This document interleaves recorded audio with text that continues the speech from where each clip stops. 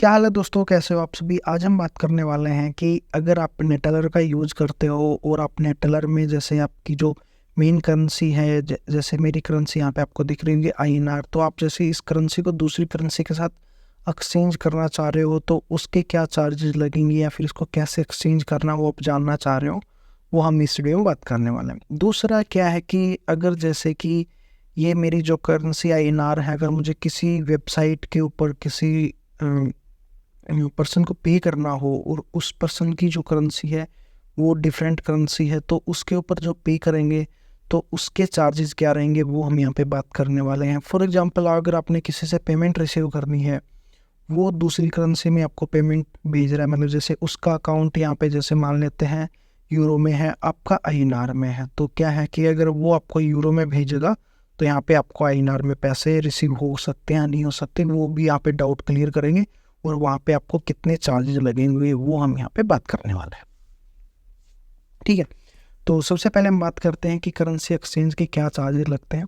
तो दोस्तों जैसे कि क्या है कि जो भी कंट्री होती है वो जब भी अकाउंट बनाता है तो मोस्टली वो उनकी जो मेन जो उनकी कंट्री की जो करेंसी है वो ही यहाँ पे अकाउंट बनाने के लिए बोला जाता है नेटेलर के, क्योंकि जब भी हमें पैसे, अगर मैं USD में भी अकाउंट बना सकता था करेंसी का, लेकिन जब भी मुझे पैसे विड्रॉ करने पड़ेंगे तो इंडियन बैंक अकाउंट है INR में ही पैसा आएगा, तो इस करके बेटर यही कि जो आपकी करेंसी है कंट्री की वही आप यूज़ करो। अब इसको एक्सचेंज करने के क्या चार्जेस लगेंगे वो हम यहाँ पे देखते हैं। तो सिंपली अपने फीस वाले ऑप्शन पे जाना, मैं इसका लिंक भी दे दूंगा, अगर आप इस डायरेक्ट लिंक से भी जा सकते हो।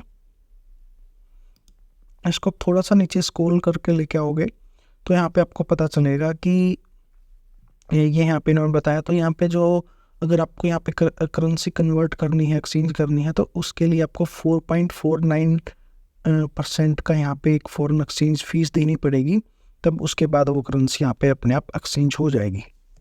तो फ्रेंड्स ये आपको 4.49% का यहाँ पे चार्ज लगने वाला है। तो मैं पहले आपको एक बार एक्सचेंज करके दिखा देता हूँ कैसे करना है। सिंपल है, आपने यहाँ पे एक्सचेंज वाले ऑप्शन पे जाना है, जिस भी अपने करेंसी में एक्सचेंज करना हो वो करेंसी अपने यहाँ पे सिलेक्ट कर लेनी है। जैसे यहाँ पे USD कर लेते हैं, तो मैंने USD सेलेक्ट कर लिया। ठीक है, और यहाँ पे INR तो अपना है ही। अब आपने कितना पैसा आपके पास है वो आप कर सकते हो। तो जैसे मैं यहाँ पे अगर मिनिमम 46 रुपीज़ यहाँ पे 200 करता है तो 2.26 हमें यहाँ पे रिसीव होगा। अगर आपको इसको और थोड़ा डिटेल में देखना है तो अपना एक बार करेंसी कन्वर्टर पे जाके आप देख सकते हो कि एक INR इतने का है, मतलब एक जैसे 200 INR 200 रुपये हम यहाँ पे अगर कन्वर्ट करेंगे तो हमें इतने मिलने चाहिए, लेकिन यहाँ पे हमें इतने 2.26 क्यों मिल रहा है, क्योंकि इसमें इन्होंने से जो 4.49 का जो चार्जेस हैं वो यहाँ पे डिडक्ट कर दिए हैं, तो यहाँ पे हमें यहाँ पे ये इतना 2.26 मिलेगा। आप इसको कैलकुलेटर के थ्रू भी कर सकते हो। ठीक है, तो आपको यहाँ पे यही मिलेगा। ऐसे करके अपने नेक्स्ट कर देना है। देखो यहाँ पे भी आ गया 4.49। ठीक है, और अपने यहाँ पे कंफर्म कर दे रहा है। ओके, हम डैशबोर्ड पे जाते हैं। तो यहाँ पे हमारे पास दो करेंसीज में पैसे हैं, तो यहाँ पे ये दिखने लग गए हमारे पास INR में और USD में। तो ऐसे करके आप कन्वर्ट कर सकते हो। तो फ्रेंड्स ऐसे करके आप यहाँ पे अपना करेंसी एक्सचेंज कर सकते हो। अब हम दूसरा बात करते हैं कि अगर आपने किसी वेबसाइट के ऊपर पे करना हो और वो वेबसाइट जैसे INR से दूसरी करेंसीज में हो, लेकिन वो पेमेंट वो नेटेलर एक्सेप्ट कर रही है। तो जैसे मैं आपको दिखाता हूँ, ये एक वेबसाइट है Dynadot, जहाँ पे डोमेन बाई होता है। तो यहाँ पे मैंने 40.9 USD का अमाउंट यहाँ पे किया था। मैंने एक डोमेन खरीदा था, उसके लिए मैंने यहाँ पे किया था।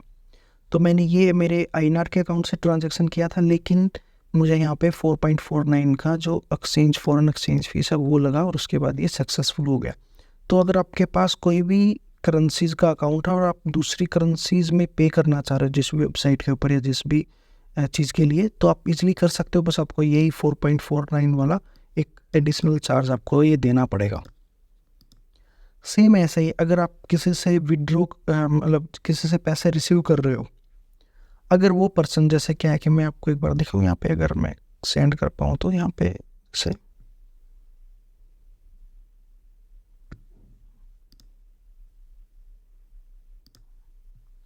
सॉरी मनी ट्रांसफ़र पे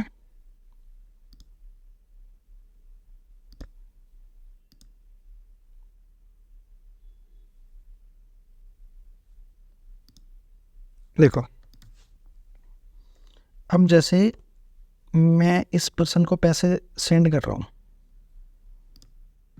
तो जब मैं पैसे अगर मैं सेंड कर रहा हूँ, जैसे क्या है कि मेरे अकाउंट की करेंसी आईएनआर है, उस पर्सन की जो पैसे पर्सन रिसीव करेगा उसकी करेंसी आईएनआर में है, तो यहाँ पे मुझे कोई फॉरेन एक्सचेंज चार्जेस नहीं देना, ठीक है, और उसको पैसे इजीली रिसीव हो जाएगा। अगर क्या है कि जैसे क्या है कि मेरे जो अकाउंट की करेंसी है यूएसडी लगा लो, जैसे मैं यूएसडी सेंड कर रहा हूँ उसको, तो अगर उस पर्सन को यूएसडी रिसीव होता है और उस पर्सन की जो अकाउंट की जो करेंसी है वो आईएनआर में है, तो क्या है कि उसके पास ये पैसे एज ए यूएसडी रिसीव होंगे, और जब भी वो पैसे को विड्रॉ करेगा उसको विड्रॉ करने के लिए 4.49% का चार्ज देना पड़ेगा। तो फॉर एग्जांपल क्या है कि अगर आप कोई काम करते हो, जैसे फ्रीलांसर के थ्रू आपकी कोई पेमेंट आती है, तो जब भी पेमेंट आती है तो आप उनको बोलो कि सर आप मुझे ना जो आपका अकाउंट है नेटलर का आईएनआर में ही, आप उनको बोलो कि आईएनआर में ट्रांसफ़र करें सर। अगर वो यूएसडी में करते हैं तो आपको विड्रॉ के टाइम पे 4.49% का ये चार्ज आपको इंक्लूड होके देना पड़ेगा। तो अगर वो एक दोनों में से एक पर्सन को जो वो चार्ज लगना है, या तो वो अगला पर्सन वो चार्ज बियर करे या फिर आप करोगे। तो ऐसे करके आप किसी भी करेंसी से पैसे मंगवा सकते हो, कोई दिक्कत नहीं है, ठीक है। बस ये 4.49% का फॉरेन एक्सचेंज फीस लगेगी, चाहे किसी भी उसमें ट्रांजेक्शन करते रहो। आई होप आपको वीडियो अच्छा लगेगा। Thank you friends.